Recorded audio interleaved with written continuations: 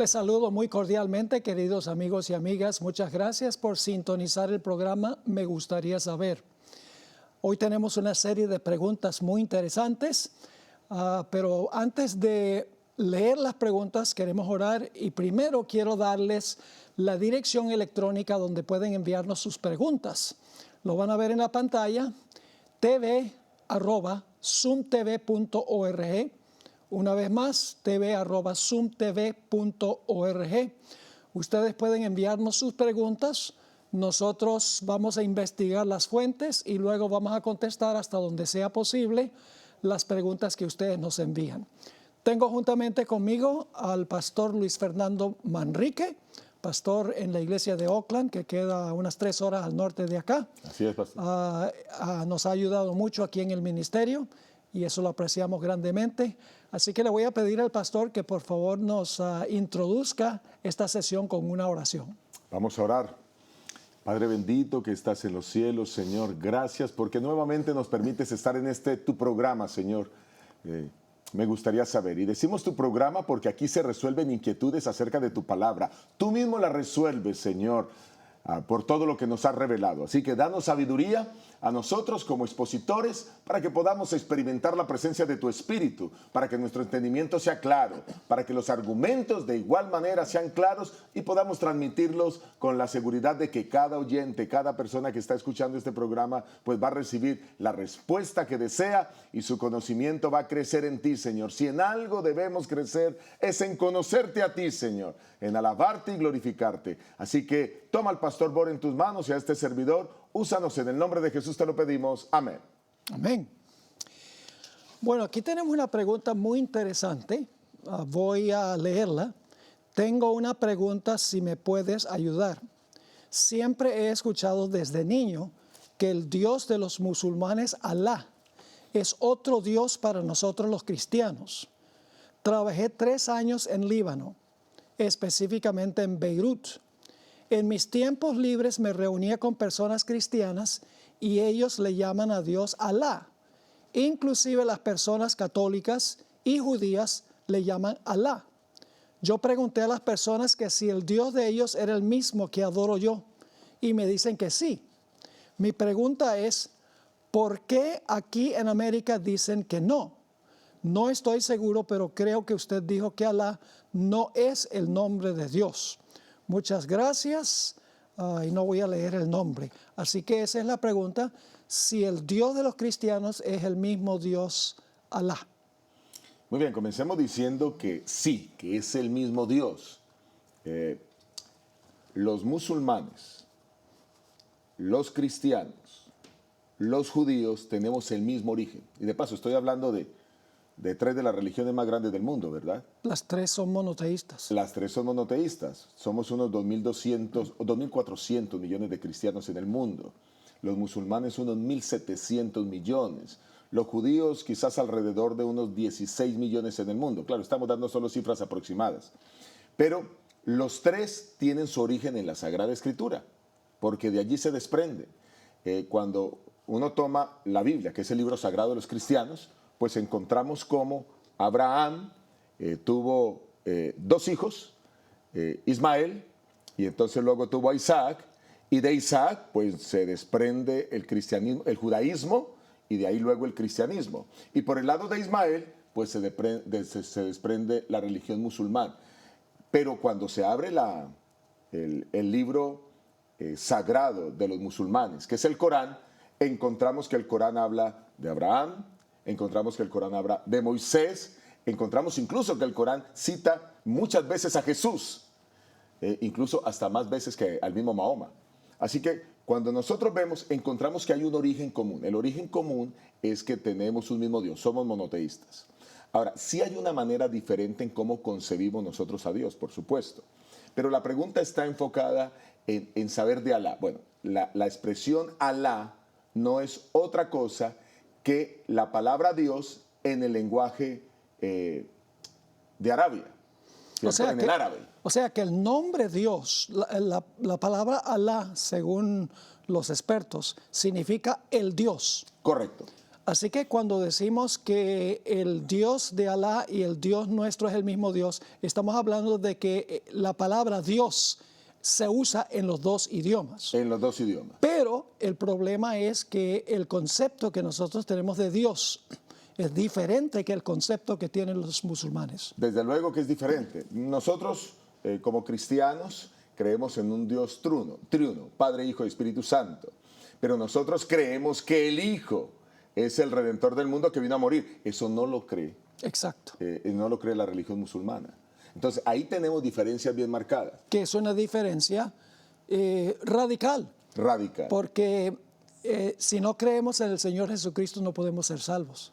Pero no solo con los musulmanes. Esa misma diferencia marcada la tenemos también con el judaísmo. Es correcto.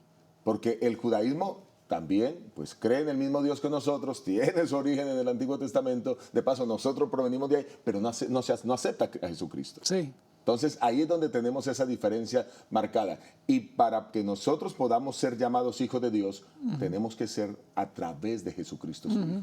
Es interesante que la Biblia de los Gedeones que se ponen en los hoteles, las Biblias allá en aquella región del mundo, dice Juan 3:16, porque de tal manera amó Dios al mundo, amó Alá al mundo, que envió a su Hijo unigénito, Cristo Jesús. Así que usan la palabra Alá en una Biblia producida por los Gedeones, que es un grupo cristiano. Y no solo eso, pastor, hay un poco más en relación con el uso del término Alá. Bueno, ya dijimos que Alá es Dios en árabe. Los cristianos que viven en esas regiones también usan el nombre Alá. Correcto. ¿Y por qué lo usan? Porque es como decir en inglés God. Exacto. Es exactamente lo mismo, ¿verdad? Es como decir en francés Dieu. Exactamente lo mismo. Sí. Así que el tema del nombre Alá me parece que no es el punto de discusión. Más bien el punto de discusión es mirar qué religión está realmente de acuerdo a lo que la palabra de Dios establece. Exacto. El nombre es el mismo en diferentes idiomas. Exactamente. Pero el concepto que se tiene de Dios es radicalmente distinto. Radicalmente diferente. Ajá. Y ahí es donde nosotros tenemos que hacer énfasis, porque la religión cristiana vive lo que el Antiguo Testamento predijo, y es la venida del Mesías. Sí. Y vive de acuerdo a las profecías que el Antiguo Testamento presentó de ese Mesías que vendría, que nacería en Belén, que sería un nacimiento virginal, ¿verdad? Como lo muestra Miqueas 5:2, Isaías 7:14. Así que, lastimosamente, estas dos religiones no han aceptado a Cristo. Sí. Y de paso, ese es el gran conflicto que nosotros tenemos allí en Jerusalén. Porque Jerusalén es una ciudad que se la disputan o se la pelean las tres religiones. Allí tenemos cristianos, muchos de los lugares, cuando visitamos Jerusalén, sí, muchos de los lugares son administrados por cristianos. Correcto. Pero tenemos ahí la religión musulmana. Y de paso, es bueno que todos sepan que cuando se ven esas fotografías de Jerusalén y vemos esa cúpula dorada que está allí, esa es una mezquita musulmana que está en el mismo lugar donde antes estaba el templo que Salomón construyó. Y entonces, una de las cosas que quisieran hacer los judíos es precisamente poder quitar esa mezquita, establecer el antiguo templo de Salomón, pero eso traería una guerra terrible. Eso sería la Tercera Guerra Mundial. Eso sería una guerra terrible.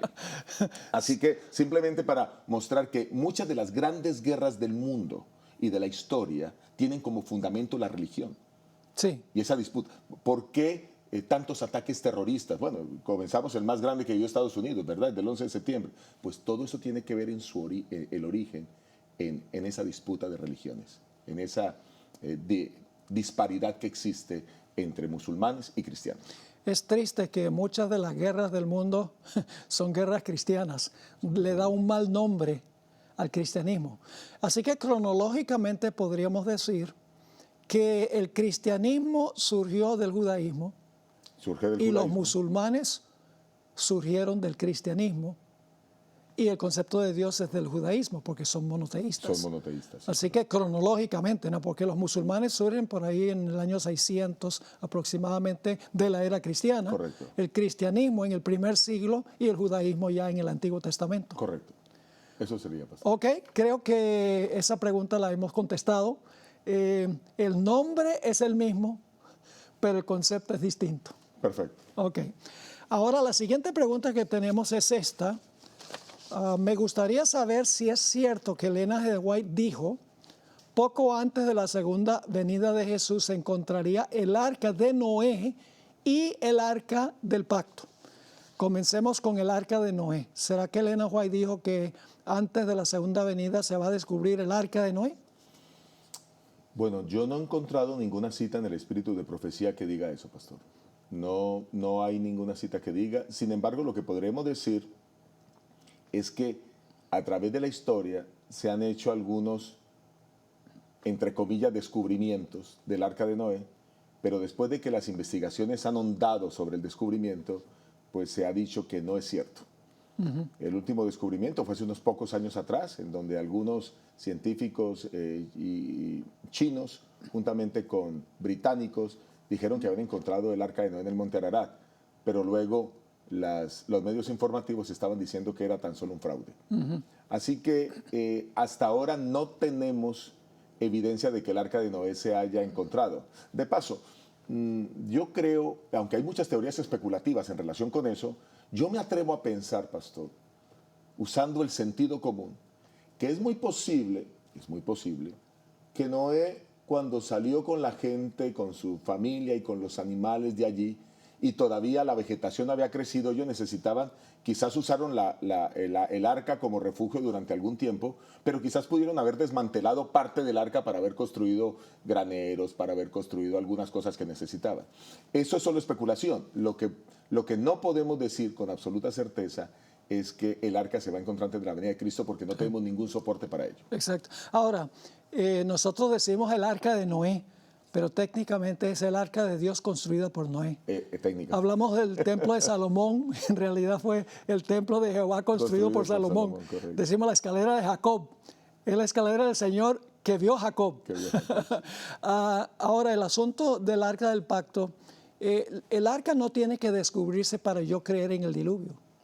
Desde luego. Algunos dicen, si se descubriera el arca del pacto, entonces yo podría creer que, no el arca del pacto, el arca de Noé, yo podría creer que la historia del diluvio es cierta.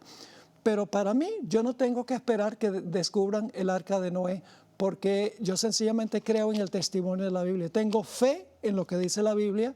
Se descubra o no se descubra, es inmaterial para mí. Pero además de eso, también hay mucha evidencia científica. Hay expertos que han trabajado en el área y han demostrado que la formación que tienen algunos estratos hoy, la manera como fueron sedimentados esos estratos, tuvieron que haber sido hechos a grandes velocidades y no con el pasar de muchos años. Así que hoy tenemos una gran cantidad de científicos que creen que hubo un cataclismo universal y que ese cataclismo universal tuvo agua. Además de que existen en las diferentes culturas del mundo, existen también relatos que hablan acerca de un cataclismo universal y que tuvo que ver con una inundación. Uno de ellos es el Gilgamesh. Sí, así que, eso es evidencia circunstancial. Correcto. La hermana White dice que nuestra fe debe basarse en evidencia, no en demostración. Y en fe. Sí, no tenemos que ver lo que ocurrió, creemos lo que ocurrió, porque la Biblia lo dice y tenemos evidencias geológicas, históricas, de que hubo un diluvio, pero no se puede comprobar absolutamente. Últimamente tenemos que tomar las evidencias y tener fe en lo que Dios dice en su santa palabra. Debemos creer por fe. No obstante, para los incrédulos, Dios en su infinito amor por intentar salvarnos, también lleva a la ciencia a descubrimientos que les permitan a ellos darse cuenta que lo que la palabra de Dios dice es verdad y que debieron haber creído desde hace mucho tiempo atrás. Sí, lo más interesante es, hablando de eso, se han hecho muchos descubrimientos de personajes del Antiguo Testamento que los críticos decían que no existían. Por ejemplo, Abraham se ha descubierto en el mundo secular, ¿no? En la arqueología. Pero el problema es que muchas veces estas son personas que no quieren creer, porque cuando encuentran el nombre de Abraham dice, pero Noé no existió. O sea que en vez de las evidencias llevarlos a creer, lo que hace es endurecerlos más. Hay unos que están enceguecidos, sí. Últimamente, Dios da evidencias para que la gente quede sin excusa. Últimamente. Pero ella dice claramente que nuestra fe se basa no en demostración, que significa que tendríamos que estar allí para verlo, sino que se basa en evidencia. Evidencias hay abundantes de que hubo un diluvio. Claro, los evolucionistas usan los estratos para tratar de comprobar la evolución. Así que la pregunta es si se ha descubierto el Arca de Noé. Yo creo que no hay ningún lugar específico donde diga que sí, absolutamente. Correcto. Ahora vamos a hablar del Arca del Pacto. Si se ha descubierto o se descubrirá el Arca del Pacto. Hay un individuo, Ron Wyatt, que dice que él descubrió el Arca del Pacto allá debajo del Gólgota. Debajo del Gólgota. Ningún arqueólogo con el cual yo he hablado ha corroborado ese concepto que él comparte. La pregunta es si Elena White dice que se va a descubrir el Arca del Pacto antes de la segunda venida de Jesús. ¿Qué podríamos decir de eso? Bueno, hay un texto en los escritos de Elena White donde ella precisamente habla del Arca del Pacto, pero no exactamente que será descubierta. No encontramos tampoco ningún texto que diga exactamente eso. Sin embargo, yo escuché durante mucho tiempo, en mis inicios en la iglesia adventista, a oradores, predicadores, maestros, diciendo ese tipo de cosas. Solo que en ese tiempo era como un poco más complejo el poder indagar en todos los escritos de Elena White. Hoy es más sencillo, porque hoy tenemos el ordenador, simplemente digitamos las palabras y entonces nos muestra toda la cantidad de textos. Hoy es más sencillo, ¿verdad? Pero en ese tiempo nos dejábamos guiar quizás por lo que decía un maestro, por lo que decía un orador. Hay un texto que aparece en Patriarcas y Profetas 3.34, pastor. Patriarcas y Profetas 3.34, el párrafo 1. Hablando específicamente sobre qué fue lo que pasó con el arca. Ahora, me llama la atención porque cuando yo leo este texto de Elena White, que ya lo vamos a compartir con todos, esto es precisamente lo que muchos científicos y arqueólogos hoy, sin conocer a Elena White, también dicen. Sí. Así que cuando he tenido que estudiar, leer documentos, mirar documentales acerca del Arca del Pacto, encuentro mucha armonía entre lo que Elena White dice y lo que estos hombres dicen. No solo eso, el libro de Macabeos dice específicamente que el arca fue oculta antes de la destrucción de Jerusalén. Así que tenemos claro, el Macabeos fue escrito en la época más o menos 150, alrededor de antes 150 antes de Cristo, ¿no? Pero es corroboración histórica de que lo que dice la hermana White tiene mucho sentido. ¿Quiere leer esa cita, pastor? Vamos a leerla, claro que sí. Dice la cita así. Patriarcas y Profetas, página 334, párrafo 1. Entre los justos que estaban todavía en Jerusalén y para quienes había sido aclarado el propósito divino, se contaban algunos que estaban resueltos a poner fuera del alcance de manos brutales el arca sagrada que contenía las tablas de piedra sobre las cuales habrían sido escritos los preceptos del Decálogo. Así lo hicieron. Con lamentos y pesadumbre, escondieron el arca en una cueva, donde había de quedar oculta del pueblo de Israel y de Judá por causa de sus pecados, para no serles ya devuelta. Esa arca sagrada está todavía escondida. No ha sido tocada desde que fue puesta en recaudo. Cuando la hermana White escribe eso, estamos hablando de algo hace más de 160 años, pues entonces, quizás un poco menos, ella está hablando de que en esa época todavía el arca está escondida. Sin embargo, hoy hay un sector de la ortodoxo judío que ha declarado públicamente ante los medios que ellos tienen en posesión el Arca del Pacto. Y esas declaraciones las pueden conseguir en documentos oficiales, en el mismo YouTube. Pero también tenemos un sector en Etiopía que dice que ellos tienen el Arca del Pacto. Incluso algunos de ellos atestiguan que la reina Isabel II visitó esa Arca del Pacto y que otros personajes de la historia la han visitado. Está resguardada 24 horas por custodios que la cuidan. Así que si hay dos arcas del pacto, vamos a suponer que ambos están diciendo la verdad, ¿no? Y que finalmente el arca del pacto fue encontrada y que están esperando los judíos que se reconstruya el templo o el templo para que allí puedan colocar el arca. Vamos a suponer que tiene otra arca, pues bueno, estas son solo teorías que nosotros pues tenemos que verlas como lo que son. no ha sido esto mostrado al mundo, el arca no ha sido mostrada a las cámaras del mundo, las tablas de los 10 mandamientos no han sido mostradas al mundo, entonces nosotros solo tenemos que quedarnos de que son teorías y no podemos creer en lo uno o en lo otro porque no tenemos evidencias claras ni de que esté en manos del sector ortodoxo judío, ni de que esté en manos, en este caso, de los etíopes. Así que seamos muy cuidadosos cuando hablamos de esto.